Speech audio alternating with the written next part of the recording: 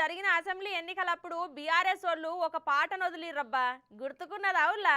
గదేనులా, గులాబీల జెండలే రామక, గులాబీల జెండలే రామక, గులాబీల జెండలే రామక, గులాబీల జెండలే రామక, గులాబీల జెండలమ్మ, గులాబీల జెండలమ్మ అని.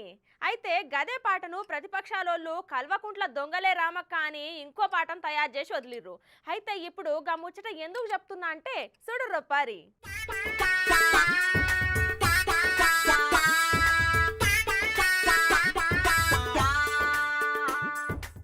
ఇక ఏ ముహూర్తానగా గులాబీ దొంగలు అనే పాట రాశిల్లో గాని ఓడిపోయినప్పటికించి ఎక్కడ మీటింగ్ పెట్టినా గానీ కొంతమంది దొంగ గులాబీ కార్యకర్తలు వాళ్ళ చేతులకు పని చెప్పి నిజంగానే దొంగలు అని నిరూపించుకుంటారు. మొన్న మధ్య తెలంగాణ భవన్ లా నాయకులు కార్యకర్తల మీటింగ్ పెడితే అండ్లగిట్లనే మీటింగ్ పనిల లీడర్లుంటే వీళ్ళ పనిల వీళ్ళుండి జేబులు ఖాళీ చేసిర్రు.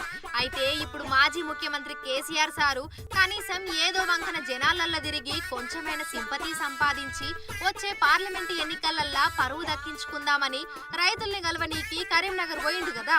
అయితే ఎక్కడ బీఆర్ఎస్ మీటింగ్ పెడితే అక్కడ చేతివాటం చూపెట్టి పండుగ చేసుకుంటున్న దొంగ గులాబీ దొంగలు ఇక్కడ సుత వాలిపోయి జేబులు లూటీ చేసిరటనుల్లా. అయితే కరీంనగర్ జిల్లా రూరల్ మండలం ముగ్దుంపూర్లా ఎండిపోయిన పంటలను కేసీఆర్ పరిశీలిస్తున్న టైంలా బీఆర్ఎస్ నేతలు రైతులతోటి దాదాపు 10 మంది దొంగలు కూడా వచ్చి అందులో కార్యకర్తల లెక్క కలిసిపోయి సందెట్లో సడేమియా అన్నట్టుగా మెల్లగా ఒక్కొక్క బీఆర్ఎస్ నేతను టార్గెట్ చేసుకుంటా వాళ్ళ జేబులకు చిల్లులు పెట్టి ఏకంగా 70,000 దాకా కొట్టేసిల్లట. అయితే పైసలు పోయిన దాంట్లో మొగ్దుంపూర్ సర్పంచ్ 25,000, దూర్షేడ్పూర్ సర్పంచ్ దగ్గర 15,000 పోయినాయట. అయితే గట్లనే ఇంకొకరి దగ్గర 10,000 కొట్టేస్తుంటే రెడ్ హ్యాండెడ్ గా పట్టుకొని చితకబాదిల్లట. అయితే ఒక 10,000 మాత్రమే దొంగ దగ్గరికి స్వాధీనం చేసుకుని పోలీసులకు అప్పచెప్పిర్రట.